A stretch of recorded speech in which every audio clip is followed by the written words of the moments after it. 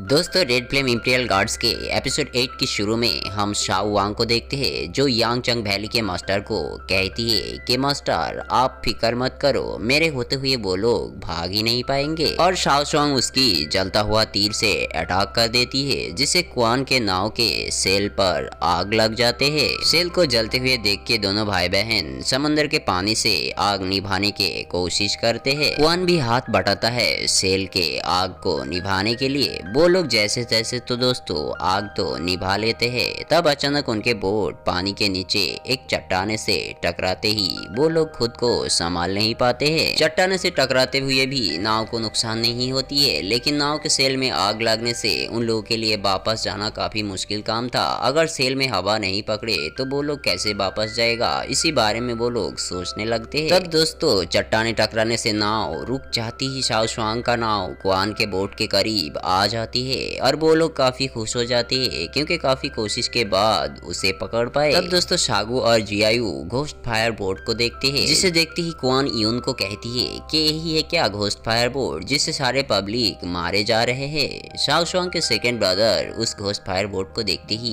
काफी खुश हो जाते हैं क्योंकि उसने भी गाँव में ट्रेंडिंग घोस्ट फायर बोट के खजाने के बारे में सुना था। शाओ स्वांग के छोटे भाई फायर बोट को देखते ही इतना खुश हो जाती है कि वो जंप भी कर देते हैं खजाने को ढूंढने। घोस्ट फायर बोट में दोस्तों वो पैर रखते ही कुछ बटरफ्लाई उसे घेर लेती है और कुछ ही सेकंड में वो भी जल के एक बटरफ्लाई बन जाती है, जिसे देखते ही शाओ स्वांग समझ जाता है कि फायर बोट कोई सिंपल बोट नहीं है जो काफी खतरनाक बोट है। तब दोस्तों क्वान एक ट्रिक यूज करती है और बोट के जंजीरों से उसके बोट को बांध लेती है घोस्ट फायर बोट के साथ, ताकि दुश्मनों से भी बचे और हवा के काम भी इजी से हो जाए। जंजीर घोस्ट फायर शिप में फेंकते ही तब घोस्ट फायर शिप के बटरफ्लाई उनके ऊपर अटैक कर देती है। क्वान का टारगेट ही था बोट को चट्टाने से आजाद करना और इसलिए वो बटरफ्लाई को आते हुए देख के भी जंजीर नहीं छोड़ती है। सिचुएशन को संभालने के लिए डाई, डायू और यून तीनों मिलके उस बटरफ्लाई को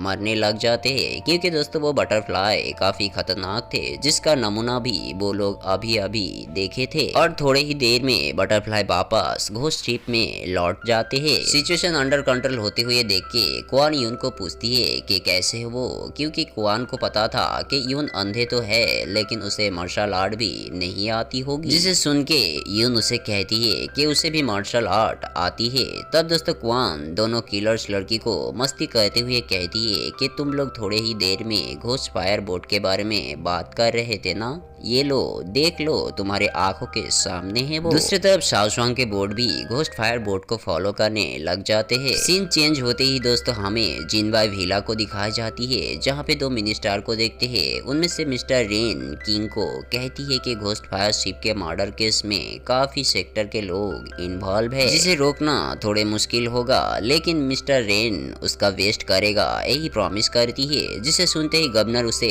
ताने मारते हुए कहती है इस घोस्ट फायर बोट का न्यूज अब चारों तरफ फैल गए हैं और तो और काफी सेक्टर के लोग भी इसमें शामिल है, तो तुम क्या करोगे अब। जिसे सुनते ही मिस्टर रेन उसे बताती है कि मेरे जिनबाई के लोग तुम्हारे जी चैंग जैसे नहीं है जिसे हम कंट्रोल नहीं कर सकते। दोनों का बहस देखते हुए किंग कहती है क्यों बहस कर रही हो। दोस्तों दोनों मिनिस्टर किंग के काफी खास बंदे थे।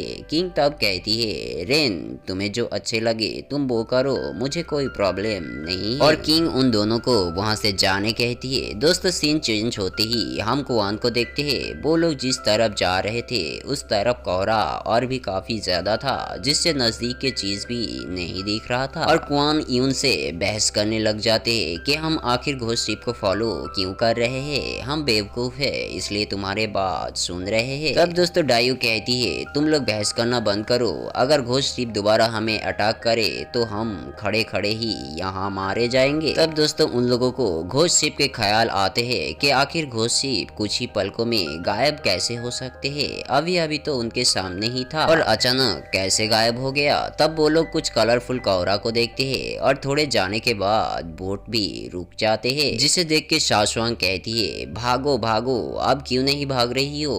तब उनके नाव भी एक चट्टाने से टकराते हैं, जिसे शाओ स्वांग एक पिलर से धक्के लगते ही वो बेहोश हो जाती है। नीचे गिरते हुए देख के उसके सेकंड ब्रदर ब्रदर उसे जगाने का कोशिश करती है। क्वान को दोस्तों एक चांस मिल गया था शाओ शुआंग से छुटकारा पाने का और वो ही काम करने लग गई थी। यून को समंदर के स्मेल से पता लगते ही वो सबको कहती है ये इलाका लेजेंडरी समंदर सेमेट्री इलाका है, हमें होशियार रहना पड़ेगा। जिसे सुनते ही क्वान सबको कहती है कि अगर हम इस इलाका में एक बार फंस गए तो हम कभी भी बाहर निकाल नहीं पाएंगे। तब दोस्तों यून कहती है कि क्वान का बात बिल्कुल सही है, समुंदर का सेमेट्री एक दलदल है और ये समुंदर में मारे जाने वाले सोल का पैराडाइज दुनिया है। दोस्तों समुंदर का सेमेट्री इलाका सही में काफी खतरनाक था और सबसे दुख की बात तो ये थी दोस्तों कि शाओ शुआंग के बोट से छुटकारा तो मिल गया था क्वान को, लेकिन बोट में पानी और खाना भी नहीं था, जिससे क्वान काफी कमजोर हो गए थे। तब दोस्तों क्वान थोड़े मस्ती करते हुए उठ के दोनों किलर्स लड़की को कहती है कि अगर तुम लोगों को इतना जल्दी है घोस्ट शिप को ढूंढना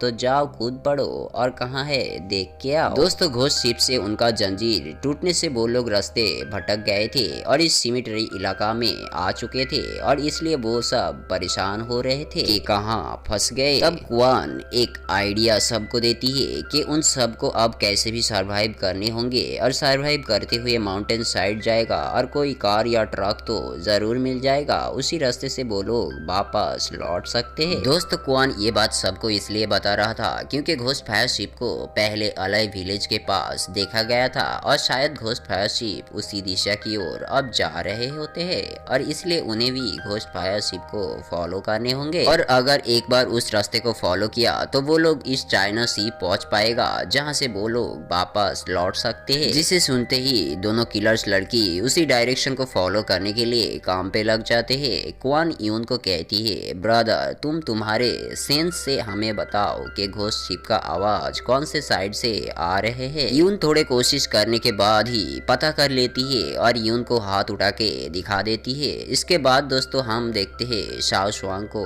होश आ गए थे और क्वान के बोट को ढूंढने लग जाते हैं जो गायब हो गए थे। तब यांगचंग वैली के मास्टर उसे कहती है वाह क्या शो है। शाओ शुआंग जिसे सुनते ही कहती है घोस्ट शिप गायब हो गए तो हम क्या करें। जिसे सुनते ही यांगचंग वैली के मास्टर उन दोनों को कहती है कि ग्रीन मॉस्किटो के भी यून ने देख लिया और वो भी अब कुछ नहीं कर सकते है इस बारे में, क्योंकि ग्रीन मॉस्किटो के बिना वो भी डायरेक्शन को फॉलो नहीं कर पाएंगे। यांगचंग वैली के मास्टर को लगता है कि दोनों भाई अब कोई काम का नहीं है, इसलिए वो उन दोनों को समुद्र में धकेल देती है क्योंकि घोस्ट फायर शिप को भी वो लोग खो बैठे थे और यांगचंग वैली के मास्टर समझ जाते हैं कि क्वान कितना चालाक है। दोस्तों सीन चेंज होते ही हम फिर से दोनों मिनिस्टर को देखते हैं। गवर्नर लॉर्ड रेन को बताती है कि 10 दिन तो गुजर गए, सेरेमनी के लिए सिर्फ 20 दिन बाकी है, तुम्हें जो करना है जल्दी करो नहीं तो किंग के सामने तुम मुंह दिखाने लायक नहीं रहोगे। जिसे सुनते ही कैस्ट्रॉल को काफी गुस्सा आती है और वो लॉर्ड रेन को कहती है इसे भी उसी किलास ने शायद भेजा होगा। तब किंग उसे कहती है कैस्ट्रॉल खुद पर काबू रखो, ये कोई सरप्राइजिंग वाला बात नहीं है कि जी चैंग कोई मुसीबत खड़ी नहीं करेगा, मुझे तो सिर्फ फिकर है फेमस शॉर्ट भीला को लेकर। तब कास्ट्रेल लॉर्ड रेन को कहती है किंग चीफ ली का लेटर आया था जहां पे क्वान घोस्ट शिप के फायर के बारे में इन्वेस्टिगेट का काम शुरू कर दिया है। तब लॉर्ड रेन उसे कहती है क्वान अकेला इस मिस्ट्री केस को इन्वेस्टिगेट कर नहीं पाएगा। दोस्तों सीन चेंज होते ही हम क्वान के नाव को देखते हैं, वो लोग घोस्ट शिप को ढूंढ रहे होती है। डायू घोस्ट शिप को देखते ही सेल के ऊपर से देखने लग जाते हैं घोस्ट शिप को।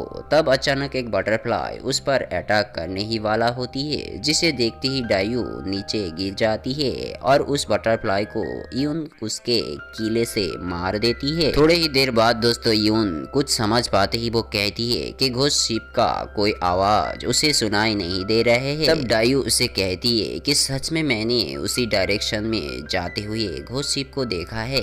क्वान को दोस्तों काफी जोरों की भूख लगने से बोट को एक जगह पे वो रुका देती है और यून को भी घोस्ट शिप के आवाजें सुनाई नहीं दे रही थी। कोई दूसरी रास्ता भी उन लोगों के पास नहीं था। उन लोगों को समझ में नहीं आ रहा था कि अब कौन सी डायरेक्शन को फॉलो करे, इसलिए बोट के सब काफी निराश थे कि इतना नजदीक से जाते हुए देख के भी उन लोगों ने घोस्ट शिप को खो दिया। तब दोस्तों समुद्र के बीच घोस्ट शिप में एक कपल्स के सोल को देखती है, जिसमें से लड़का दिखने में सेम टू सेम क्वान जैसा था और क्वान उसी सोल को देखने लगते हैं। और दोस्तों रेड फ्लेम इंपीरियल गार्ड्स के एपिसोड 8 की एक्सप्लेन यहीं पे द एंड हो जाती है। तो दोस्तों मिलते हैं नेक्स्ट एपिसोड में। जिस मेरे भाई ने अभी तक चैनल को सब्सक्राइब नहीं किया, प्लीज़ चैनल को सब्सक्राइब कर लेना ताकि नए नए सीरीज़ का नोटिफिकेशन आपको मिलते रहे।